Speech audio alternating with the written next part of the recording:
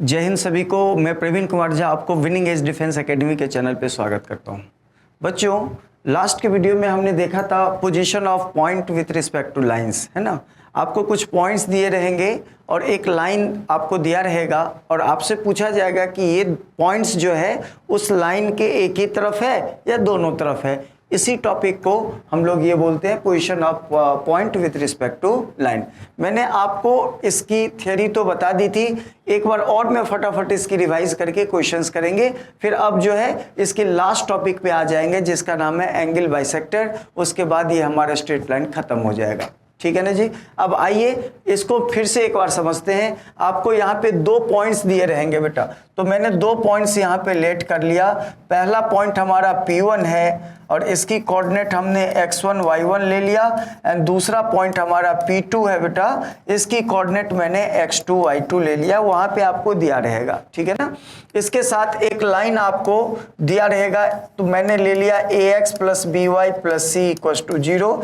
General form में line लिया है, आपको इसी फॉर्म में कुछ ना कुछ दिया रहेगा। चलिए अब करते क्या है, पहला ये वाला पॉइंट जो है उस लाइन की इक्वेशन में रख के इसकी वैल्यू फाइंड कर लेते हैं। यानी कि आपको क्या करना है, पुट P1 x1 y1 पहला पॉइंट पुट करो, जाएगा कहां पे, इक्वेशन ऑफ लाइन में। यानी कि लेफ्ट साइड की वैल्यू फाइंड करना है बस। तो a into x1 plus b into y1 plus c। लो जी, इसकी मैंने इस पॉइंट पे इसकी वैल्यू फाइंड कर लिया, ठीक है ना। सिमिलरली इसको मैं इक्वेशन 1 नाम दे देता हूं, जो भी वैल्यू आए उसको फर्स्ट बोल देते हैं। अब आपको क्या करना है, पुट सेकेंड पॉइंट आपको पुट करना है इसी तरह से लाइन की इक्वेशन में। तो वो हो जाएगा ax2 plus by2 plus c। ये आपका हो गया सेकेंड इक्वेशन, ठीक है ना। अब जाके हमें क्या पता चलेगा बेटा, पोजीशन। अब ध्यान से देखना, अब आते हैं थर्ड केस। थर्ड में क्या है कि आपको इन दोनों को प्रोडक्ट कर लेना है, यानी कि 1 इंटू क्या कर लेना है बेटा, 2। इससे जो वैल्यू आता है उसके अकॉर्डिंगली हम लोग क्या कहते हैं, इसकी पोजीशन हमें प्राप्त होता है। तो इसकी प्रोडक्ट की वैल्यू अगर पॉजिटिव आ जाए तो हम क्या बोलेंगे कि ये जो दोनों पॉइंट है उस लाइन के एक ही तरफ है, यानी कि इसको हम लोग बोलेंगे सेम साइड।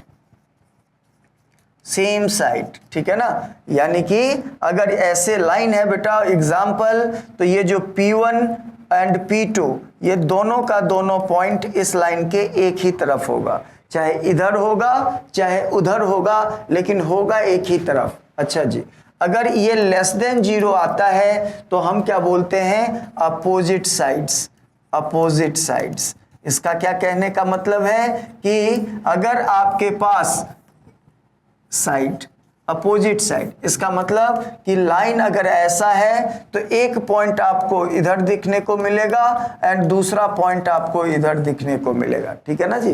तो ये हो गया बेटा सेम इनसाइड अपोजिट साइड। यह हमें कैसे पता चलता है, इन दोनों की प्रोडक्ट से। ये दोनों क्या है, इसमें से पहला क्या है, इस पॉइंट को इस इक्वेशन में रखने से जो वैल्यू आ रहा है, दूसरा क्या है, सेकेंड पॉइंट को इसमें रखने से जो वैल्यू आ रहा है, इन दोनों के प्रोडक्ट मल्टीप्लाई कर देंगे और उसकी जो रिजल्ट आता है वो पॉजिटिव आने से सेम साइड, नेगेटिव आने से अपोजिट साइड एंड 0 आने से क्या होगा जी। तो जब 0 आ जाए तो आप क्या बोलोगे कि इन दोनों पॉइंट में से कम एक पॉइंट इस लाइन पे लाई कर रहा होगा। तो इसका ये 0 तभी आ सकता है जब एटलीस्ट वन पॉइंट क्या होगा बेटा, है ना, लाइंग ऑन द लाइन। कम से कम एक पॉइंट उस लाइन पे लाई करे, ऑन द लाइन। और लाइन आपका क्या है, ax plus by plus c equals to 0। लो जी, इस तरह से ये आपका क्या था topic, position of point with respect to a line. तो आप समझ में आ गया होगा बेटा। इसको एक एग्जाम्पल लेके हम लोग क्या करते हैं बेटा, समझने की फिर से कोशिश करते हैं।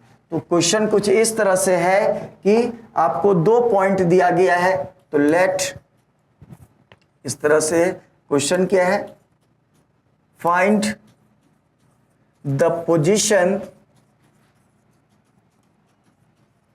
of points 2, -1 and 3, 4 with respect to एक लाइन ले लो तो 2x + y + 1 = 0। ठीक है ना। कहने का ये मतलब है कि ये दोनों पॉइंट इस लाइन से किधर की तरफ दिखता है, एक ही साइड में दिखता है या दोनों साइड में दिखता है। तो इसको हम कैसे सॉल्व करते हैं बेटा, तो पहले तो हम लोग पहला वाला पॉइंट को इसमें पुट करो, फर्स्ट पॉइंट को तो पुट करना है हमें इसको 2, -1 को कहाँ पुट करना है बेटा, इक्वेशन की लेफ्ट साइड में। तो रख दीजिए, तो 2 × x, x की वैल्यू यहाँ 2 है, प्लस y, y की वैल्यू -1 है, प्लस का 1। कितना आ रहा है इसका आंसर, तो इसका आंसर आ रहा है 1 से 1 गया, यानी कि इसका आंसर 4 आ रहा है। चलो जी, ये फर्स्ट बन गया, फर्स्ट इक्वेशन है ना, जो मैंने थियरी में बताया था। तो ये फर्स्ट वाला हो गया। अब सेकेंड वाला क्या होगा, तो सेकेंड पॉइंट को पुट कर देते हैं। 3, 4 हमारा सेकेंड पॉइंट है, रख दीजिए उसको इक्वेशन में। तो कितना आ जाएगा, 2 × 3, 3 + y, y की वैल्यू बेटा 4 है, प्लस 1 कर दो। सॉल्व करते हैं तो 2, 3 जाइए 6 + 4 10 + 1, ये हो जाएगा बेटा 11। अब हम क्या करते हैं, इन दोनों की प्रोडक्ट चेक करते हैं, यानी कि 4 × 11 यानी 44 आ रहा है। 44 आ रहा है, इसका मतलब ये ग्रेटर देन 0 आ रहा है, पॉजिटिव आ रहा है। तो पॉजिटिव आ रहा है तो इसका मतलब दोनों पॉइंट लाइन के एक ही तरफ दिखेगा, यानी कि दोनों पॉइंट सेम साइड में होगा बेटा। अब साइड इधर किधर भी हो सकता है, जैसे कि अगर डायग्राम दिखाए ये लाइन है तो दोनों पॉइंट या तो इसके ऊपर होगा या फिर इसके नीचे होगा, लेकिन होगा एक ही साइड में। तो ये एक पॉइंट यहाँ दिखा, एक पॉइंट यहाँ दिखा, अगर ऊपर है तो नीचे होगा तो नीचे दोनों का दोनों नीचे चला जाएगा। ठीक है ना। तो ये क्वेश्चन था हमारा बेटा, position of point with respect to line. चलिए जी, एक और क्वेश्चन देखते हैं, है ना। यहाँ पे अगर मैं चेंज कर दूं पॉइंट की वैल्यू, चलिए जी 2 पॉइंट ले लेते हैं इस तरह से, -1, -3, -1, -3 एंड दूसरा पॉइंट ले लेते हैं 1, 4। ठीक है ना। और इक्वेशन हमारा लाइन का है x + y + 1 = 0। अब आपको इसकी पोजीशन बतानी है कि इस लाइन से ये पॉइंट किधर दिखेगा, दोनों तरफ दिखेगा या एक ही तरफ दिखेगा। तो इसको हम कैसे सॉल्व करें, फिर वही बात हम क्या करेंगे, बारी बारी से दोनों पॉइंट को इसकी इक्वेशन में रखते हैं। तो पहला पॉइंट को लेके आओ, तो -1 - 3 + 1 कितने के बराबर हो गया, -3 के बराबर आ गया। अब दूसरा पॉइंट लेके आओ तो ये हो जाएगा 1 + 4 + 1, यानी x is 1 y is 4 + 1। Solve कीजिए तो इन तीनों को जोड़ने पे ये 6 आ रहा है बेटा। अब क्या करना है, इन दोनों की प्रोडक्ट चेक करनी है, यानी -3 को मल्टीप्लाई करो 6 से तो आंसर आ रहा है -18। -18 का मतलब निगेटिव आ गया, और निगेटिव आने का मतलब है कि दोनों पॉइंट जो है अपोजिट साइड्स में होंगे। अपोजिट साइड कहने का ये मतलब होता है कि अगर लाइन ऐसे तो एक पॉइंट इसका ऊपर रहेगा, एक पॉइंट इसका नीचे रहेगा। तो यही सिचुएशन बेटा कंडीशन के अनुसार बन रहा है कि लाइन से आप देखोगे तो एक पॉइंट आपको इधर दिखेगा, एक पॉइंट दूसरे तरफ दिखेगा। तो इस तरह से position of point with respect to a line खत्म होता है। अब आते हैं बेटा ये स्ट्रेट लाइन टॉपिक के समापन पे, यानी कि इसकी आखिरी टॉपिक पे, और ये टॉपिक क्या है, एंगल बाइसेक्टर। तो आइए एंगल बाइसेक्टर को हम डील करते हैं। तो एंगल बाइसेक्टर क्या होता है, जैसे ही मैं एंगल बाइसेक्टर बोला आपको पता चल गया होगा कि एक एंगल को बराबर भागों में बांटते हुए जाने वाला लाइन वो एंगल बाइसेक्टर हो जाएगा, है ना। यानी कि एक ऐसा लाइन जो उस एंगल को बाइसेक्ट कर दे। बाइसेक्ट का मतलब क्या है कि उस एंगल के मिड पॉइंट से पास हो, यानी कि उस एंगल को बराबर बराबर भागों में बांटते हुए गुजरे, वो लाइन हमारा एंगल बाइसेक्टर लाइन हो जाएगा। क्लियर है। अच्छा जी, इसको डायग्राम से इसको फील कीजिए। इसकी डायग्राम कुछ इस तरह से है बेटा, एक लाइन हमारा, एक लाइन ये वाला लाइन है, एंड दूसरा लाइन ये वाला लाइन है, ये L1 लाइन है, ये L2 लाइन है, ठीक है ना। तो इन दोनों लाइन के बीच एंगल्स क्या क्या बन रहे हैं, तो इन दोनों के बीच का एंगल अगर हम देखें तो एक तो एंगल सर ये बन रहा है, ये जो एंगल है वो इसी दोनों लाइन के बीच का है। सर इसका एक एंगल तो और हमें बनता हुआ दिख रहा है, एक एंगल तो ये भी बन रहा है, ये भी बेटा इसी दोनों लाइन के बीच है। हाँ जी, दो एंगल बाइसेक्टर होते हैं, एक एक्यूट दूसरा ऑब्ट्यूज, ठीक है ना। अच्छा जी, अगर मैं इस एंगल बाइसेक्टर, इसकी एंगल बाइसेक्टर दिखाऊं तो इस तरह का एक लाइन होगा बेटा, जो इसको क्या करेगा, डिवाइड करते हुए पास करेगा, यानी इस एंगल को बाइसेक्ट करने वाला ये क्या कहलाएगा, एंगल बाइसेक्टर। एक दिख गया। अच्छा, दूसरा जो होगा बेटा वो ग्रीन वाला एंगल, यानी इसको बाइसेक्ट करते हुए जाएगा, ये भी एक एंगल बाइसेक्टर हो गया। यहां भी ये दोनों एंगल क्या कर रहा है, बाइसेक्ट हो रहा है। तो ये दो एंगल बाइसेक्टर होते हैं बेटा, एक ये और एक ये।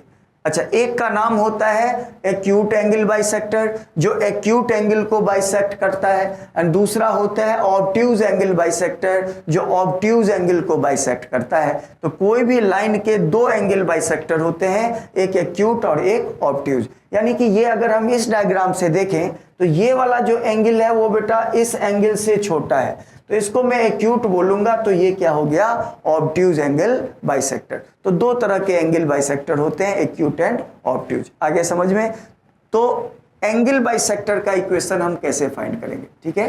तो चलिए जी, इसको फाइंड करने के लिए तो पहले तो आपको दो लाइन की इक्वेशन लेनी पड़ेगी जिसका एंगल बाइसेक्टर आपको फाइंड करना है। तो देखो प्रोसीजर क्या होता है और कैसे कैसे हमें फॉलो करना है। तो पहले हम लेट कर लेते हैं वो दो लाइन जिसकी एंगल बाइसेक्टर हमें फाइंड करना है। तो वो लाइन क्या है बेटा, a1x plus b1y plus c1 equals to 0, and दूसरा क्या होगा, a2x plus b2y plus c2 equals to 0। ये बेटा क्या है, be the two lines, be the two lines. चलिए जी, अब इन दोनों का हमें क्या निकालना है, एंगल बाइसेक्टर, ठीक है ना। अब ये एंगल बाइसेक्टर यानी इसका इक्वेशन हमें फाइंड करना है, या फिर ये भी एंगल बाइसेक्टर है, तो कैसे आएगा इसका इक्वेशन। तो इसके लिए कॉन्सेप्ट देखिए, क्या है कॉन्सेप्ट। हम लोग क्या कर देते हैं, एक पॉइंट को इस लाइन पे ले लेते हैं जिसका एंगल बाइसेक्टर हमें चाहिए। अच्छा जी, इस पॉइंट को हम लोग जनरल फॉर्म में लेट करते हैं, x, y ले लेते हैं क्योंकि इक्वेशन बनाना है, जनरल पॉइंट। तो यहाँ पे हमने ले लिया x, y, ठीक है ना। अब क्या करना है, इस पॉइंट से इस लाइन पे परपेंडिकुलर ड्रॉ कर दो, और इस पॉइंट से इस लाइन पे भी परपेंडिकुलर ड्रॉ कर दो, ठीक है ना। अब देखिएगा थोड़ा सा, ये जो आपको ट्रायंगल दिखा बेटा ऊपर वाला, और ये जो ट्रायंगल दिखा बेटा नीचे वाला, ये दोनों ट्रायंगल क्या हो जाएगा, कॉन्ग्रुएंट हो जाएगा। क्यों हो जाएगा कॉन्ग्रुएंट, क्योंकि ये दोनों एंगल सेम है, ये 90-90 है और ये इसका हाइपोटेनस सेम है, तो RHS लगा सकते हैं, जिससे ये क्या है, कॉन्ग्रुएंट हो गया। अच्छा, अगर ये दोनों ट्रायंगल अगर कॉन्ग्रुएंट आ रहे हैं, इसका मतलब ये वाला जो डिस्टेंस होगा इसके और इसके, ये दोनों सेम होगा कि नहीं होगा। अच्छा, इस डिस्टेंस को मैंने d1 नाम दे दिया और इस डिस्टेंस को मैंने d2 नाम दे दिया, है ना। तो ऑब्जर्वेशन से d1 जो है बेटा ये बराबर आ रहा है d2 का, है ना। d1 is equal to d2। अब d1 निकाल लो। d1 कैसे निकलेगा बेटा, ये वाला लाइन, पहला लाइन का परपेंडिकुलर डिस्टेंस है इस पॉइंट से, यही तो d1 है। d2 क्या है बेटा, दूसरे लाइन का परपेंडिकुलर डिस्टेंस है ये इस पॉइंट से। तो परपेंडिकुलर डिस्टेंस निकालना तो आपको आता ही है कि जिस पॉइंट से परपेंडिकुलर डिस्टेंस चाहिए हमें, तो उस पॉइंट को उस लाइन में पहुंचा के उसको डिवाइड कर देते हैं √a² + b² से, यही काम करना है। तो चलो जी, पहले हमें पहला लाइन का परपेंडिकुलर डिस्टेंस चाहिए।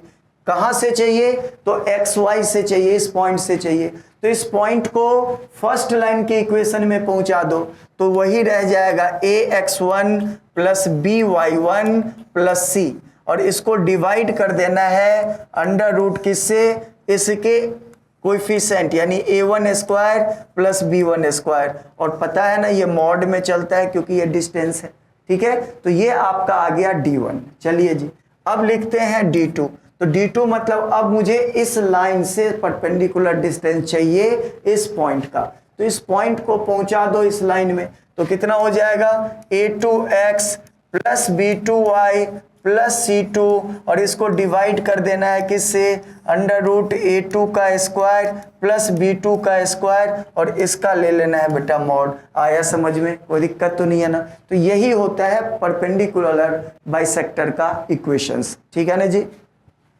अच्छा मॉड जब हटाओगे तो एक तरफ प्लस माइनस जोड़ देना, ठीक है। तो दो इक्वेशंस बनेगा, एक प्लस से एक माइनस से, है ना। और ये दो क्यों है, क्योंकि ये कंबाइंड इक्वेशन है परपेंडिकुलर बाइसेक्टर का, यानी दोनों ही परपेंडिकुलर बाइसेक्टर का ये कंबाइंड इक्वेशन है। तो क्या होगा, उसको आप लिख ले कंबाइंड इक्वेशन। आपको क्या करना है, रूट मॉड हटा के एक तरफ प्लस माइनस कर दो, तो ये हो जाएगा ax1 plus by1 plus C upon under root a1 का स्क्वायर प्लस b1 का square is equal to plus minus दूसरा वाला कितना है a2x plus b2y plus c2 upon under root कितना a2 का स्क्वायर प्लस b2 का स्क्वायर। लो जी ये बन गया combined equation of perpendicular bisector.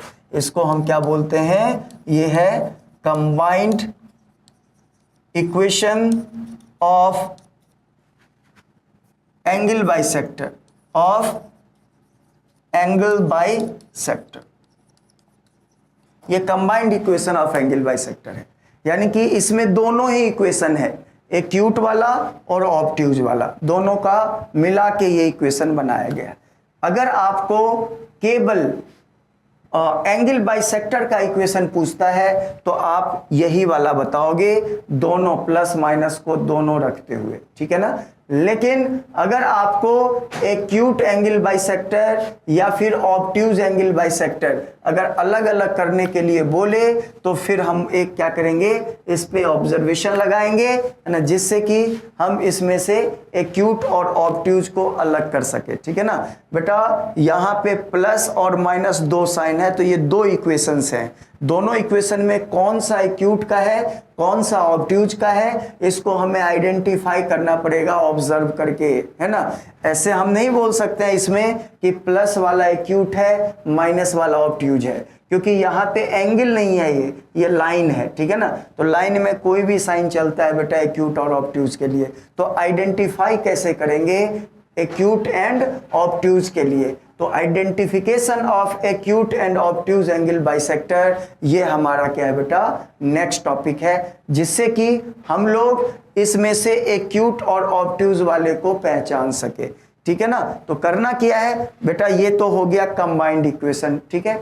अब इसमें से मात्र प्रॉब्लम यही है कि प्लस वाला क्या है और माइनस वाला क्या है, प्लस वाला एक्यूट है या ऑब्ट्यूज है, माइनस वाला एक्यूट है या ऑब्ट्यूज है। तो इसके लिए आइडेंटिफिकेशन, तो आइए जी आइडेंटिफिकेशन यहीं पे मैं आपको समझा देता हूं। तो यहां पे ये आ गया identification of acute and obtuse angle bisector, ये हो गया बेटा टॉपिक। चलिए जी, अच्छा हमें ये जो एंगल बाइसेक्टर है वो किन दो लाइन का निकालने हैं अभी, तो a1x plus b1y plus c1 equals to 0 and a2x plus b2y plus c2 equals to 0। तो पहला स्टेप तो यही है कि वो दोनों लाइन लिख लीजिए, क्या है a1x plus b1y plus c1 equals to 0, पहला हो गया। एंड दूसरा क्या है a2x plus b2y plus c2 equals to 0, मैंने दोनों इक्वेशन को लिख लिया। चलिए जी, अब यहां पे क्या करना है बेटा, मेक श्योर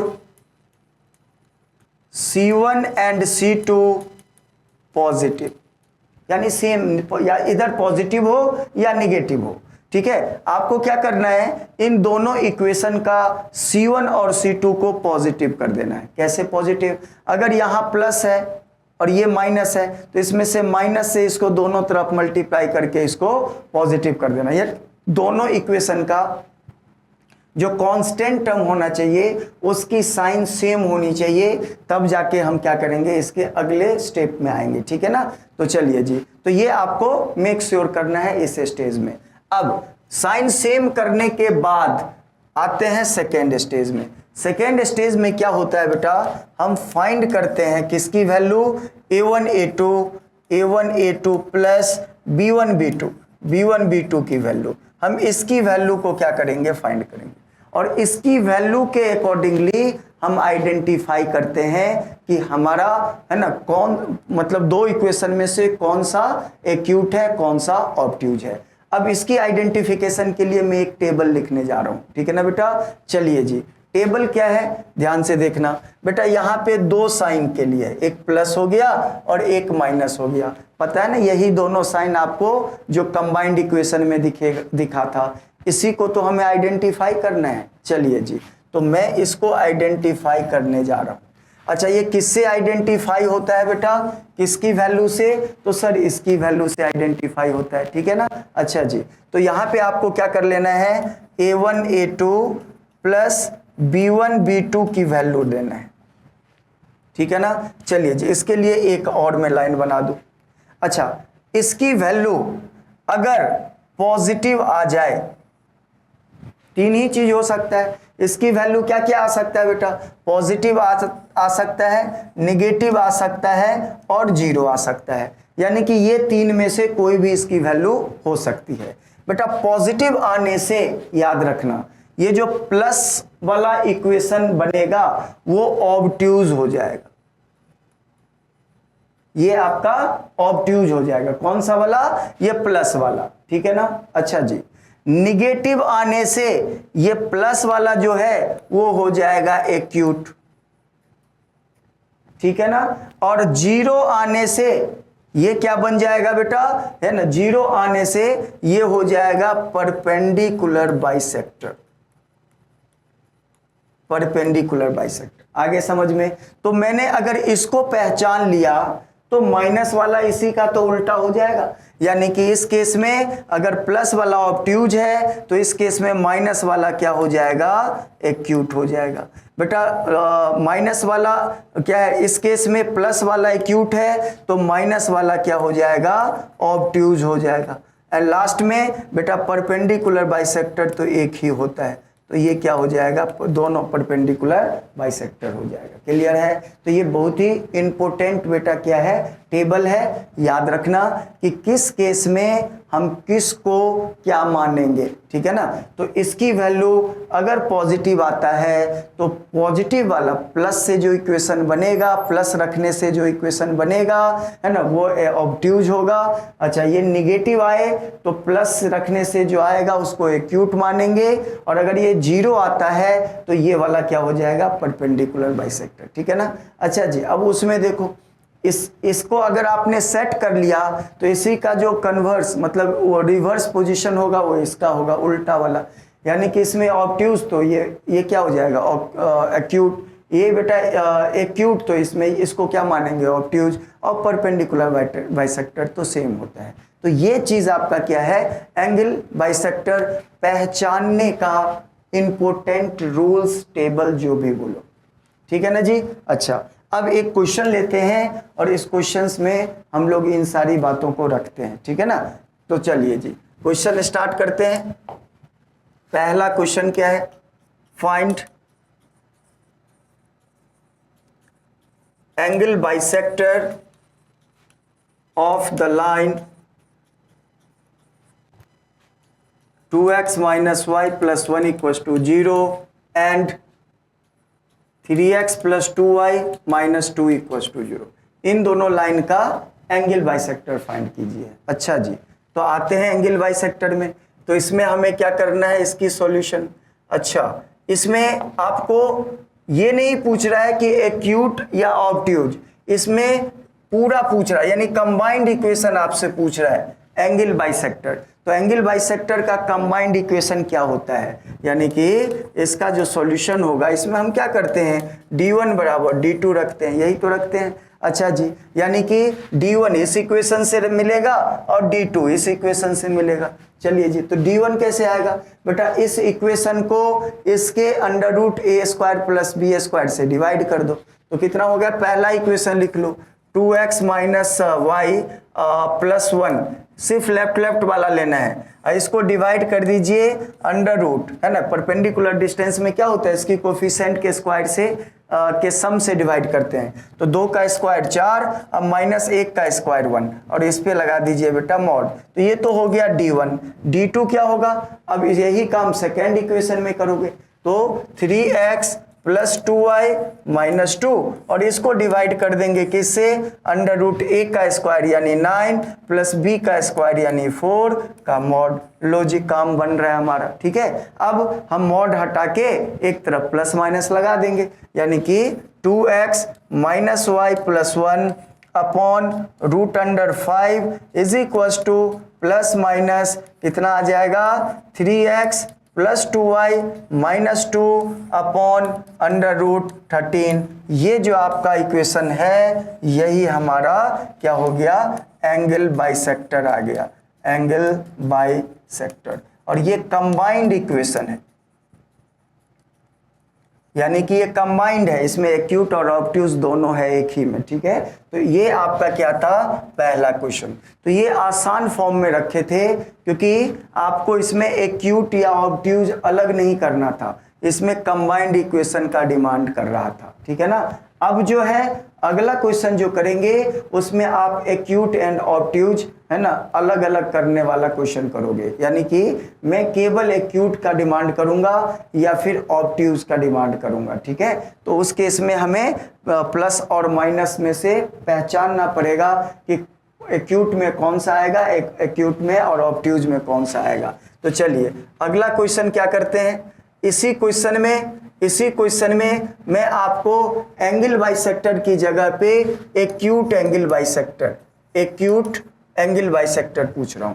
तो एक्यूट एंगल बाइसेक्टर कैसे आएगा, तो बताइए, इसमें से हम प्लस वाले को रखेंगे या माइनस वाले को। एक तो यहां से कैंसिल होगा क्योंकि एक ही एंगल बाइसेक्टर आपसे पूछ रहा है। तो उसके लिए आइडेंटिफाई करो कि इसमें से क्या किसको हटाना है, प्लस को हटाना है, माइनस रखना है, या फिर माइनस को हटा के प्लस रखना है। तो चलिए उसके लिए आइडेंटिफिकेशन का रूल क्या था, रूल बेटा दोनों ही इक्वेशन का कांस्टेंट टर्म पॉजिटिव होना चाहिए। तो पहले देखो इसका पॉजिटिव है लेकिन यहाँ पे पॉजिटिव नहीं है, तो पहले मेक श्योर करो कि दोनों ही इक्वेशन का C1 और C2 पॉजिटिव हो।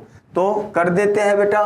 तो पहले में कितना है, 2x माइनस वाई प्लस का 1 इक्वल टू 0, एंड दूसरे में कितना है बेटा, है ना, ये निगेटिव है तो इसको हमें क्या करना पड़ेगा, माइनस को कॉमन लेना पड़ेगा। तो क्या हो जाएगा, साइन पलट जाएगा सभी का।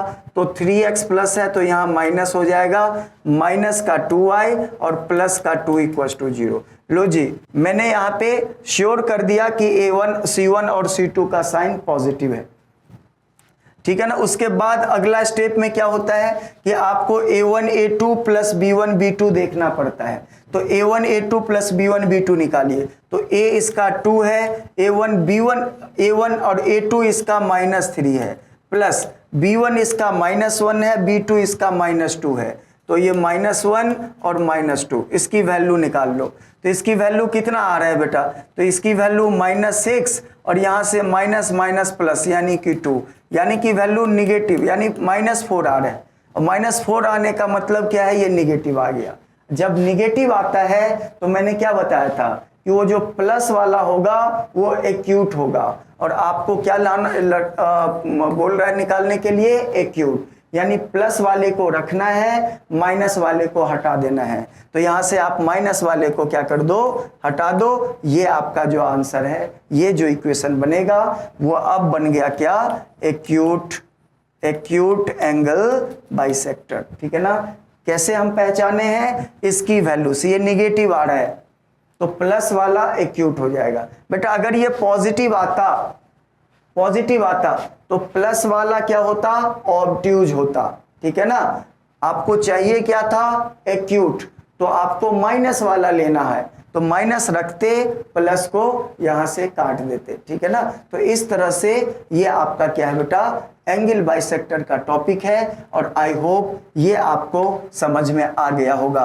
एक क्वेश्चन और देखते हैं बेटा इसमें, ठीक है ना, ये क्वेश्चन और देखते हैं। क्वेश्चन ये है, find obtuse angle bisector, find obtuse angle bisector of the lines. अब लाइन कौन कौन है, तो 2x minus 3y plus 2 equals to 0, and एक और लाइन इसमें लगा लो, x plus Y plus 1 equals to 0। बेटा इन दोनों लाइन का हमें ऑब्ट्यूज वाला एंगल बाइसेक्टर चाहिए, यानी कि आपको कौन सा वाला चाहिए, तो ऑब्ट्यूज एंगल बाइसेक्टर चाहिए, ठीक है ना। चलिए जी, तो कैसे इसको हम स्टार्ट करें, तो इसका दो तरीका है।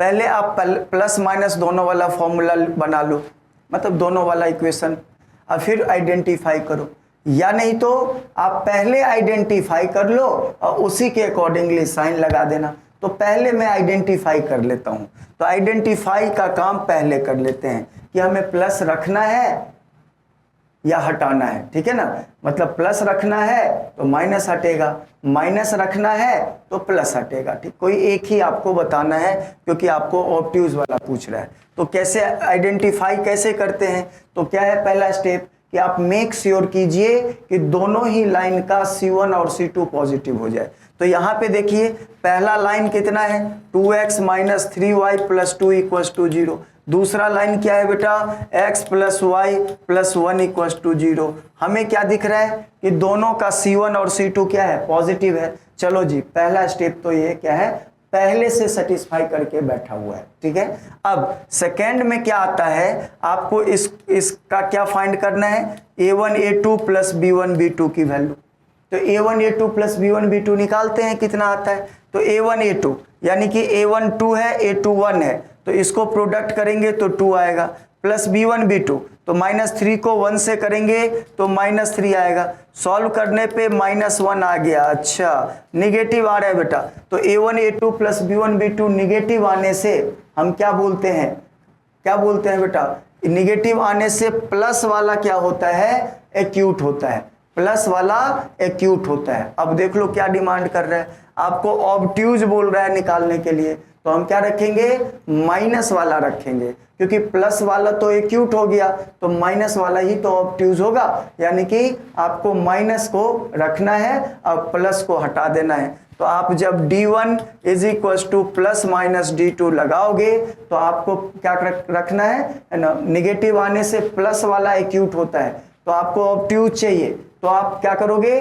प्लस वाला तो एक्यूट है उसको हटा दो, यानी प्लस हट गया, माइनस यहाँ पे रहेगा, तो माइनस को लेके इक्वेशन जो होगा वो इसका आंसर होगा। तो चलो जी निकाल लेते हैं। तो d1 मतलब पहला equation 2x minus 3y plus 2 कितने से डिवाइड करना है, √a² plus b², a is to b is -3, तो ये 4 प्लस 9 इज इक्वल टू, इसमें आपको मॉड लगाने की जरूरत नहीं है, पहले हम डिसाइड किए हैं। अब यहाँ माइनस को रखना है तो माइनस को लेके चलिए, और d2 बेटा दूसरी इक्वेशन से आएगा x प्लस वाई प्लस 1, और इसको डिवाइड कर देना है किससे बेटा, √a² प्लस b² से, तो यहाँ पे 2 आ गया, क्लियर है। अब ये इसको सॉल्व करना है, तो 2x minus 3y plus 2 upon √ कितना हो गया 13 is equal to minus of x plus Y plus 1 upon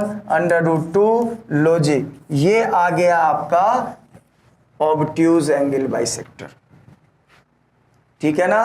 तो इस तरह से आप क्वेश्चन को क्या करोगे बेटा, ऑब्जर्व करोगे और फिर उसको मैनिपुलेट करेंगे, आगे समझ में। तो यहाँ पे हमारा ऑब्जर्वेशन में a1 a2 plus b1 b2 negative आया था, निगेटिव जब आता है तो प्लस वाला एक्यूट हो जाता है, हमें चाहिए ऑब्ट्यूज, तो यानी कि माइनस वाला लोगे।